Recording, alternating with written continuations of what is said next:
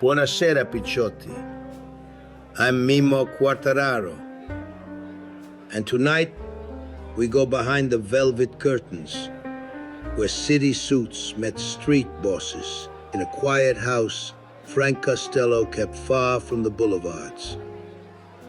Politicians and our people, sitting close, deals cut in low voices. The kind of night that never made the papers, but shaped the map of New York. Spring of '49, Long Island's North Shore. A villa off a narrow road. The gate was unmarked. The gravel was clean. It had to be. Costello liked order, not fireworks. He called it a place to breathe. Others called it a safe room, a listening post with good food. The city was tense. Reformers were noisy. Tammany was still strong, but tired.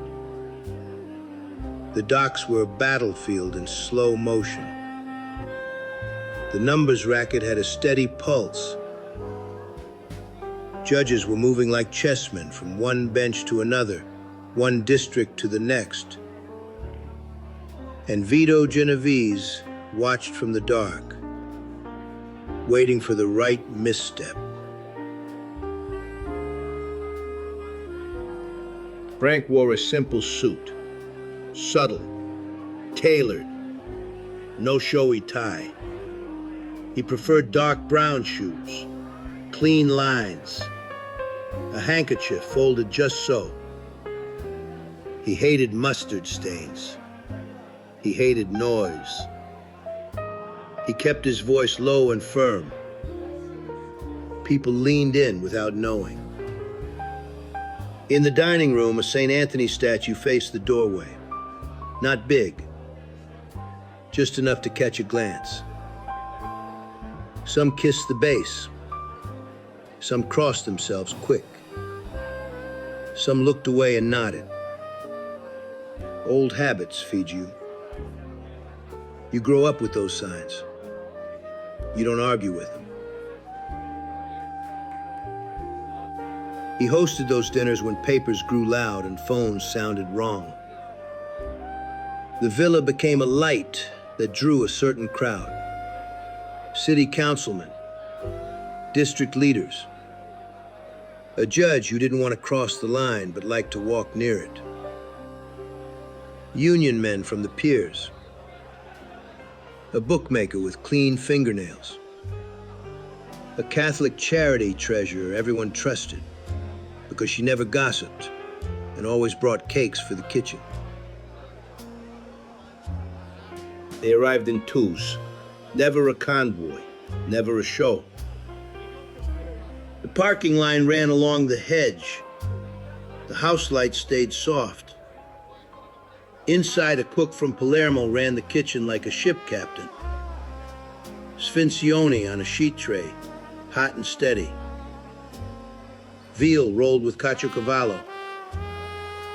Braised artichokes with lemon and mint. Fresh bread, still steaming. Coffee strong. Anisette in little glasses. Bourbon for the men who came from uptown. Rye for the old crowd. A fountain stood in the garden path just beyond the French doors. The water clatter kept the talk private. Costello liked that. He didn't trust city rooms or hotel suites anymore. Too many ears. Too many feasts with microphones under the linen. People remember the phone calls, not the dinners. Those calls cost him. The judge on the line had promised his heart. That vow reached the papers like lightning. After that, no more phone pledges. No open wires. The villa solved that. or tried to. That night, the table held 7 men. One woman in the kitchen, making coffee and watching faces. A state senator from Queens, clean collar, careful smile. A Tammany district leader with cufflinks carrying a tiny shamrock. A union man from the waterfront locals, knuckles busted from a dock fight 30 years prior. A bookmaker from Pleasant Avenue, light on his feet, always adjusting his hat. A criminal lawyer who knew all the bail bondsmen by their first names. A church fund treasurer who came in through the back and never looked at anyone too long. And Stefano, the houseman, silent, with a napkin draped over one forearm. He had a scapular under his shirt and knots on every knuckle.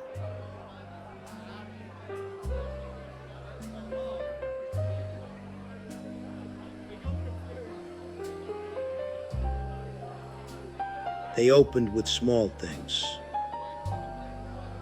Raffle tickets for a parish feast. A parade permit that was stuck in a drawer. The city had rules. The street had patience. Work with both, way, and you survive. Then came the real talk. No envelopes on the table. No sudden movements. The senator had a committee vote slowing down a waterfront bill. People called it reform. People also called it trouble. It threatened to bring federal eyes to the piers. The union man frowned. The docks fed families, he said. They also fed little extra cheese for certain hands. He didn't say those words. He didn't have to. Costello knew the numbers from the piers like he knew his shirt size. He wanted smooth boats, smooth cargo, no headline. He didn't love the fist work. He loved the flow. Frank tasted the sauce. He nodded. He set the spoon down just so. He told the senator, quiet and plain, that a storm on the piers would splash on City Hall. Better to slow the bill, make it more careful, hear more witnesses, add more paper, not more heat.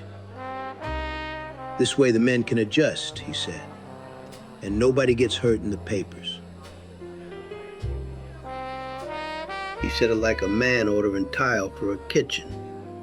No drama. The senator glanced at the district leader. The district leader folded his hands. He spoke about party unity, about not losing the Irish wards in the West Side. He spoke about donations that came in late and needed to be counted for next season. He spoke about building trades that could raise money for a mayoral race if certain inspections moved a little smoother. Not a bribe, a courtesy, a handshake that takes time. Costello didn't push. He let silence work. He knew silence better than any priest. He watched their hands, not the words. A tug on a cuff, a rub of the ring. The eyes down to the bread. That told him how far to go. This was his gift. Paisa. He was a bridge man. He didn't need a gun on the chair. He needed patience. Stefano topped the glasses. The talk slid to judges. A list was coming for city magistrate. The party had names. Some judges were honest but tired. Some understood favors but still handled law with care. You need both in the house if you want peace. Costello never liked wild men in robes. They rolled too fast. He preferred men with steady desks, old pens, clean calendars. An anecdote slid in. Because nights like this always bring one up. There was a judge once, young and eager, who pushed too hard on bookmaker cases. Not all, just the ones tied to certain number slips from certain blocks. He was proud. He made a speech. Mamma mia, the newspapers loved him. So Frank sent a message through a lawyer. Not a threat, a dinner invitation. They ate chicken scarpariello and talked about church fairs. Nothing more. The judge's father showed up on his own. An old immigrant with a cap and a nervous smile. He asked if his boy could keep his head. Frank told him sure. Let him keep his head. Tell him to use it. No racket is worth a headline every Sunday. The father shook hands. The judge eased off the speeches. The cases still moved. The headlines didn't. That was a quiet victory.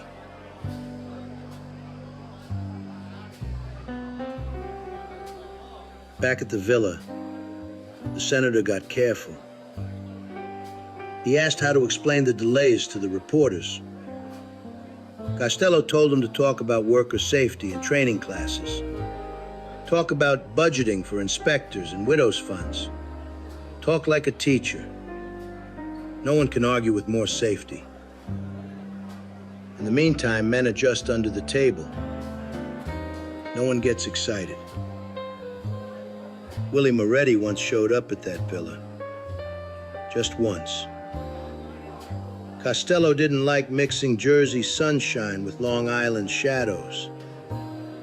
But Willie was family from the old days. He had loose lips and a smile that made people lean in. He walked right through the door. Way, like it was a banquet. He smelled the sauce and said the secret was the meat bones. He was right. He told a story about a state trooper who liked opera and let him slide on the parkway because he hummed the tune better than the trooper.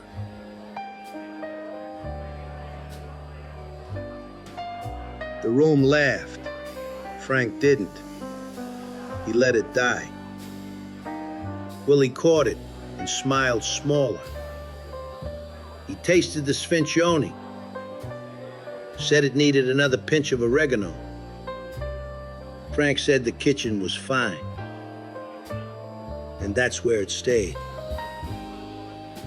Willie left with a full belly and a quiet warning.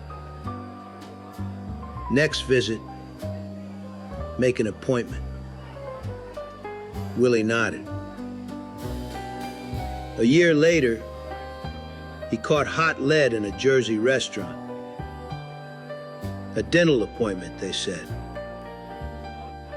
The room at the villa went silent when the news came. Silence stuck in the wallpaper for a week. One time, a district leader arrived with a cake box. Inside was a ledger. No sweeps. Just names and numbers, written careful and neat. He laid it on the table and stepped back. He said the building trades were nervous. They wanted their pension oversight to stay with familiar hands, no sudden reforms. No blue ribbon boards with professors. They could donate for the mayor's race if the pension board kept its old chairman. Frank didn't touch the ledger. He nodded at the district leader to take it home. He said, "Keep your papers. I'll keep the idea." The leader smiled with relief, closed the box, and walked it back to his car. Costello hated papers. He liked voices and memories. Her name, his street, their cousin at the office. That was his kind of ledger. An older story floated in from uptown, always relevant. On Pleasant Avenue, the bookmakers had a tradition. Thanksgiving week, every precinct got turkeys. No one counted. They just arrived. A driver in a flatbed made drops at back doors and basements. No note, no card. The cops grumbled, then smiled, then made coffee. The word in the station was simple. Don't embarrass the good gesture. Nobody said the word gift. They said tradition.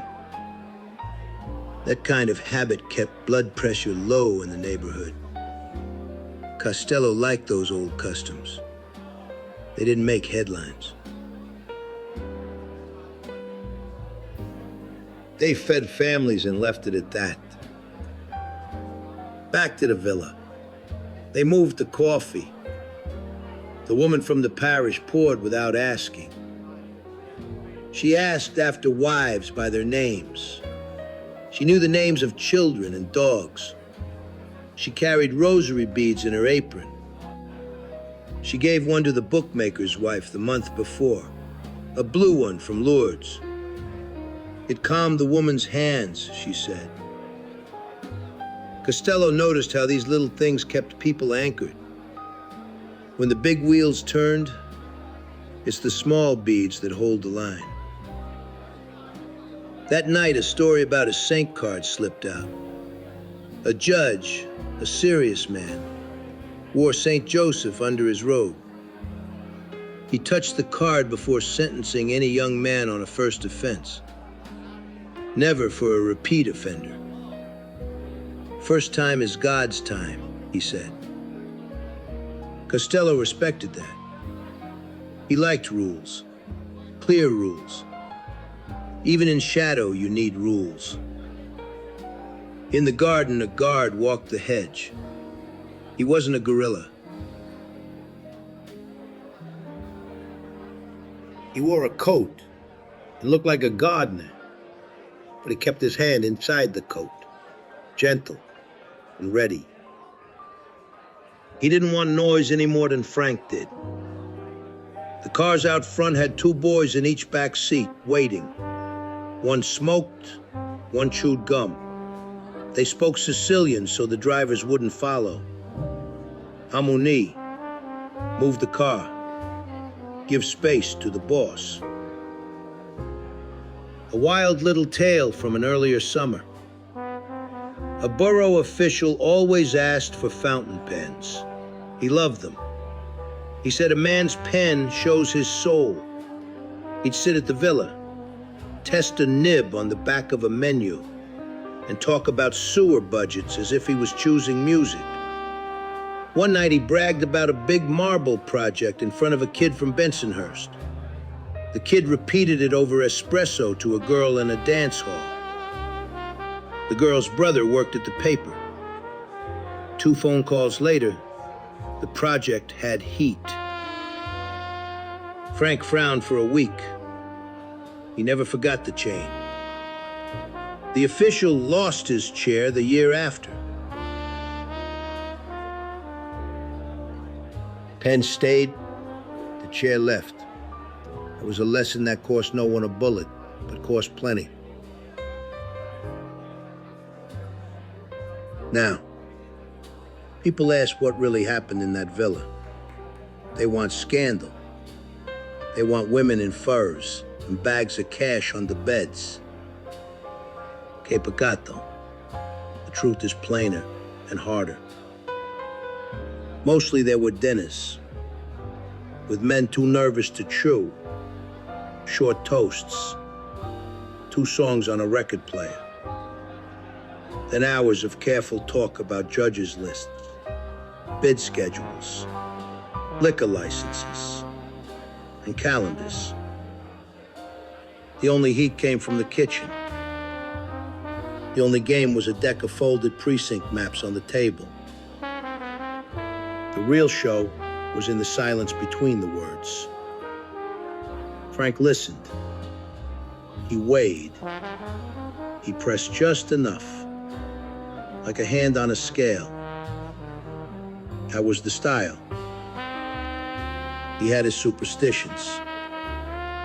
No talk on Fridays about cops. No gossip in front of the saint statue. No new shoes on a meeting night. He said new shoes make men walk fast, and fast feet make loose lips. Always a scapular under the shirt. Always a St. Christopher medal for the driver. We crossed bridges every night, he'd say. Better to have help. It was a ritual for bringing someone close. Not an initiation like the old blood and saints behind a butcher shop. Not that. This was his world. The political salon, a cousin of the other thing. He would ask the new friend to walk the garden. No overcoat, no hat. Cold air sharp on the face. He would talk about his mother's rosary, about how the city could be kind if you kept it fed. He would ask nothing the first time. The second time, he would ask a favor that felt like charity. A permit for a church fair. A better desk for a widow's son at the motor pool. The third time, he would ask for something that mattered. Not money. A name on a judge's list. A calendar date for a hearing. A delay on a door that might open too fast. If the man did it, he was in. If he hesitated, Frank let him float away. No anger. He didn't like crumbs. He liked bread. You want a story about a man who ate bread like that? There was a lawyer from Bay Ridge. Soft-voiced, always in a hat.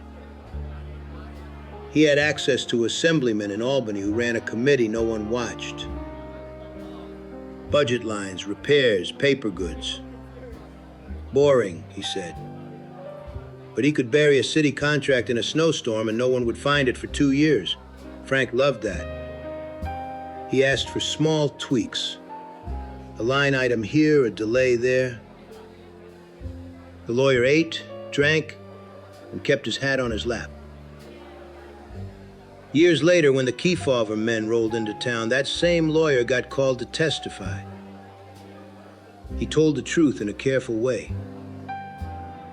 He used long sentences that answered nothing. He was dry as toast. He saved his own skin and kept Frank off the hook for that file. He never asked for money. Frank sent him a set of cufflinks with his initials.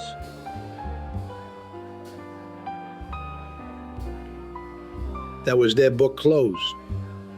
About that Kefauver show, you remember it. The cameras liked the hands. Frank's voice was tired. He told him he paid for help on the streets as a young man because that's how the city worked. He said he was out of certain things now. He avoided details. He asked for a glass of water. His hands shook a little. The senators asked and asked. He gave them edges, never the middle. After that, he was more careful than ever.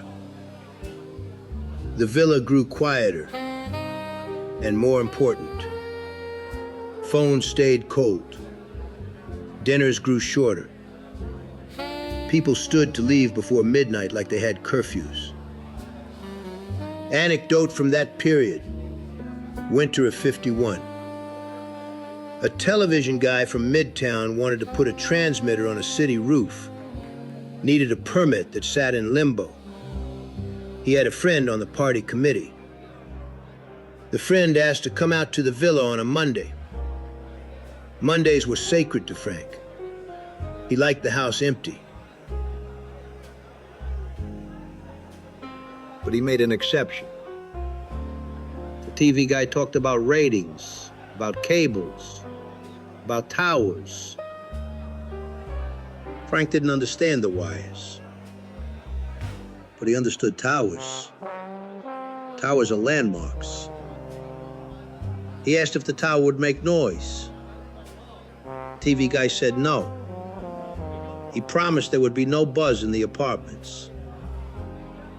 Frank nodded. He said, let's ask the commissioner. And he named the man. The TV guy blinked. He didn't know Frank knew. A week later, the permit moved. The tower went up. It hummed. Softly. Just like Frank feared. The neighbors complained. The commissioner called Frank. Frank sent the radio engineer with a box to fix the buzz. He did it. The complaint died. The TV guy sent to create new sets to a parish school. 100 kids saw cartoons. Everyone smiled. People called that charity. Frank called it balance. Another little tale. A cop captain came to the villa once. Not for a deal, for food. He was the son of a barber from Termini and Marisi.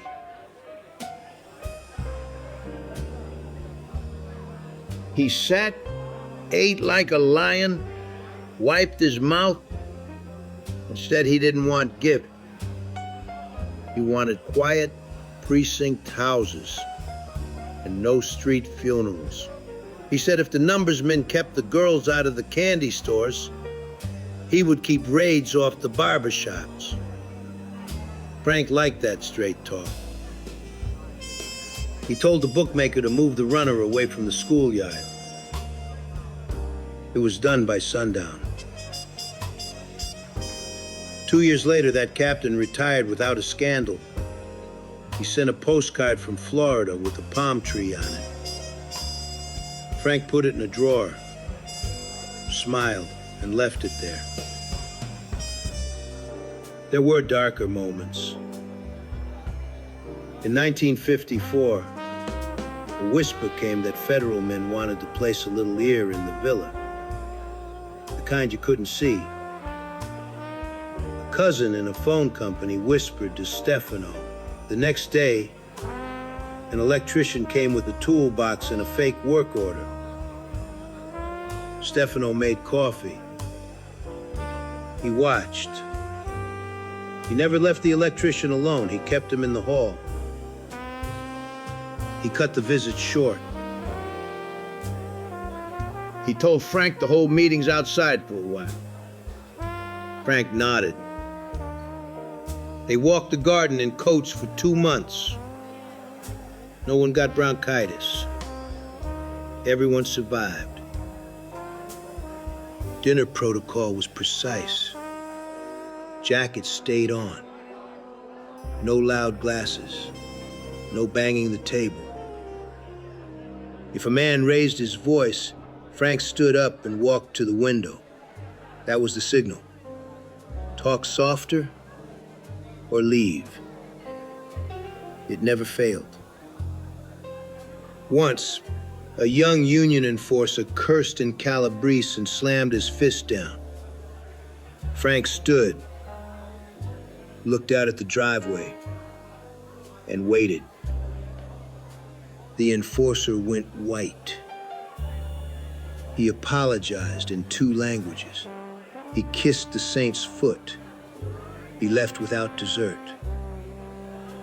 He never came back. He caught a charge a year later in Newark. No one called the villa to ask for help. Frank didn't like hotheads near judges. Clothing mattered, not for show, for respect. Clean nails, polished shoes, a tie clip that didn't shine too bright. No gold pinkies on political nights. You wanted to look like a bank clerk, not a carnival. Food mattered too. He served simple and clean. Pasta dressed light. One fisherman's stew on Fridays in Lent. No meat on those days. He kept the fast better than some priests. He said God forgives men who break bones, but not men who break holy days. He said it with a little smile. People laughed, but they ate fish. A story from the old country days that always crept into these dinners. A padrino in Agrigento would close deals after noon mass. He'd invite both sides to take a coffee on his terrace. Then he would ask his wife to bring biscotti. Everyone ate the same cookies. The men would swear by the saint and the biscotti. No paper, no stamp. Just crumbs and a nod. The deal held. Frank liked that model. He couldn't have mass at the villa, but he kept coffee and a saint nearby. It helped. Then Genovese began to push. Not in the villa. Out in the street, men came with whispers. Vito wanted the old chair. He wanted the crown that didn't exist on paper. He wanted everything Frank had built with words. The villa sensed it. The guard changed his walk. The gardeners trimmed the hedges shorter. The meetings got tighter, shorter. That wasn't paranoia. That was survival. A night in '56, a little storm hit the coast. Guests were late. Frank waited with the radio on. Baseball scores. Quiet voices. He liked the Dodgers that year. He had a soft spot for the way Jackie stole bases. He never bet on baseball. He said it was bad luck to bet on the national game. The guests came wet and nervous. They spoke about the party leader downtown. Careful man with careful hair, who kept his distance, who said he knew Frank like a neighbor, but didn't carry his mail. That was the new style. The old Tammany wink was fading. Suits still broke bread, but they moved their chairs farther apart. The villa adapted. Chairs crunched closer during dessert, then spread before the door. A borough president once sent cigars wrapped in ribbon. Good ones. Havana before the island went red. The box came with a note. Thank you for always keeping tempers calm. Frank sent the box back unopened. No note. He didn't want his fingerprint in that man's desk. Months later, that office grew hot with an audit. Frank never said a word. He read the papers and nodded. He said to Stefano, never accept thanks. It's safer that way. About the night, the question everyone asks. What did they sign? Who promised what? How much went across the cloth? Here's how it worked. They would start with a toast. Wine from Sicily, not too sweet. Then the senator would lay out his calendar. The district leader would name names for the judges. The union man would mark which gates on the pier needed softer eyes. The bookmaker would promise to keep his runners off certain corners near schools and churches. The charity lady would explain where the parish clinic needed extra blankets, and the men would nod like altar boys. Then Costello would join the pieces. He would say the judges list must include a man from the Bronx who understood bail. He would say the pier gates could be smoothed if the union cut the take from new workers for 3 months. He would tell the bookmaker to sponsor 2 Little League teams in Spanish Harlem to calm the mothers. He would tell the senator that slowing the bill by 3 weeks and adding a study group would satisfy the reformers without killing the crew. Then he would say, no one mentions names. No one calls anyone. People would leave with instructions in their heads, not on paper. The next morning, men and officers did ordinary things that led to these results. That was it. No fireworks, no suitcase cash. It was a city machine, moving in small, steady gear. A little memory about saints and luck. Stefano kept a small dish of salt by the stove. If a glass broke during dinner, he threw a pinch over his shoulder. If talk turned to funerals, he tapped the wood table twice. He wore a red ribbon on his wrist when the moon turned thin. He said it kept the eye away. Men shook their heads, then copied him on the walk to their cars. Superstition holds courage up when the night is long.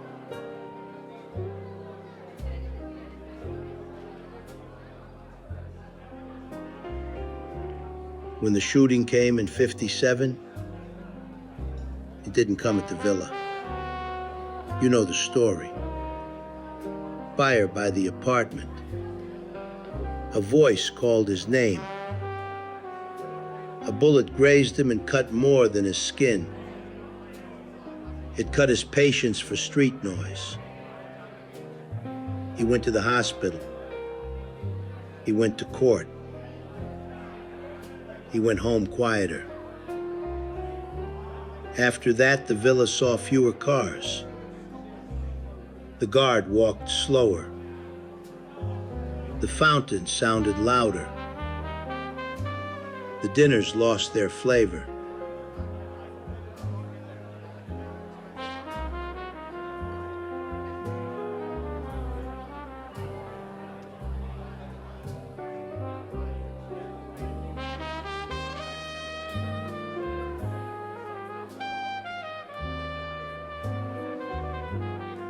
The city kept moving. Vito took the chair in people's minds, then caught his own troubles from the feds. Men who loved the loud now ran things. It wasn't the same. One last anecdote from the villa's busy days. A young councilman came for help with a charity ball. He wanted bigger donors, bigger glasses, bigger applause.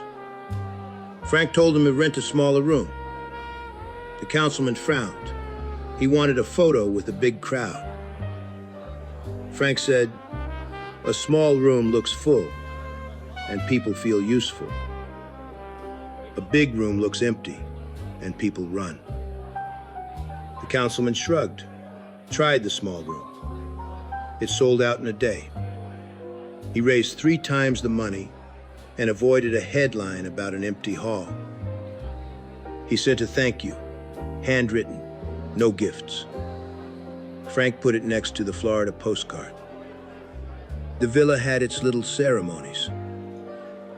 A man entering the circle for the first time would pick up a loaf and tear it with his hands. No knife. Bread breaks best by finger. Frank said it made men remember they were human. A judge once hesitated and reached for his knife. Frank stopped him, smiled, placed the knife aside, and guided his hands to the bread. The judge later told the clerk he felt more anchored after that night. He ruled careful on a case that could have rolled a broken truck of bricks onto the wrong worker. The worker kept his job. He sent the ham to the judge at Christmas. The judge never ate it. He sent it to a shelter. That's how these small gestures bend the long road without anyone noticing. Sometimes the villa hosted quiet confession, not to a priest, but to the air. A district captain came shaking once, story locked in his throat. He'd taken a woman to a hotel, and a photographer jumped from a closet with a bulb and a grin. The blackmailer wanted a city post and a ride in a parade car. Frank didn't like that kind of rat. He asked the captain for the photographer's name. The name came. 2 days later, the film was gone. The blackmailer moved to Philadelphia. The captain swore off hotel rooms until he died. He never told anyone. His wife baked for the parish and smiled at everyone.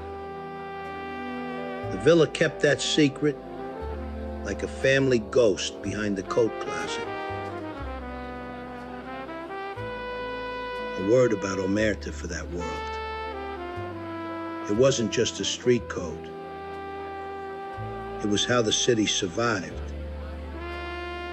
You didn't air names at a table. You didn't brag in a bar. You learned to move between potholes. You learned to say, "Way, I don't remember," when a reporter smiled too wide.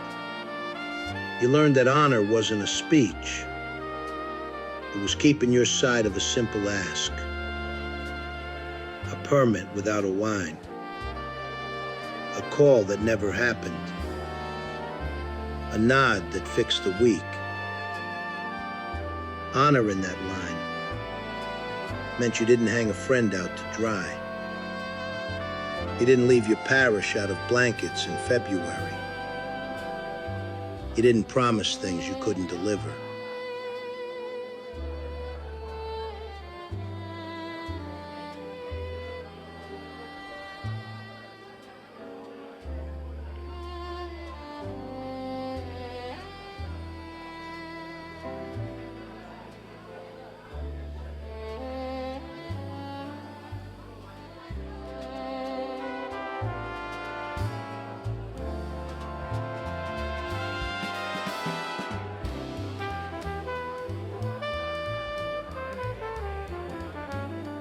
That kept doors open. That kept men out of the morgue. Food and hands. That was the language. Once a senator reached for a plate while talking big. Frank put a tiny plate in front of him with 3 olives. That was the clue. Talk smaller. Take little. Move the big thing tomorrow when the room is calm. The senator read it, shut his mouth, ate an olive, and slept easy that night. Years later, he told a nephew that 3 olives saved his career. He wasn't wrong. You hear rumors about wild nights with girls at that villa. I say basta. That wasn't his way. If a man showed up with a silk doll on his arm, she stayed in the car. Frank hated cheap pictures in the papers. He said romance belongs in a house, not in the back seat outside a meeting where judges eat pasta. If a man needed that kind of company, it happened across the bay, in a hotel with a bellhop who didn't know English. That's all I'll say. Church sat in that house too. On nights of saints, a candle burned near the statue. A priest from Oyster Bay once came for coffee, not for confessions. He had grown up with a cousin of Stefano's. He spoke about roofing contracts for the parish hall. He left with a promise that roofers would give a discount and an envelope for the poor box. He never returned at night. He kept daytime hours. He stayed clean. He blessed the doorway and said, "Keep peace in this house, signore." Frank followed him to the gate and kissed his ring like a boy. It moved him, even then. Politics changed. Reformers grew new teeth. The Waterfront Commission came like a steel gate. TV cameras learned to smile without blinking. Men didn't like to be seen walking out of unknown driveways. The villa adapted. It hosted family dinners and quiet holidays. A nativity set near the window.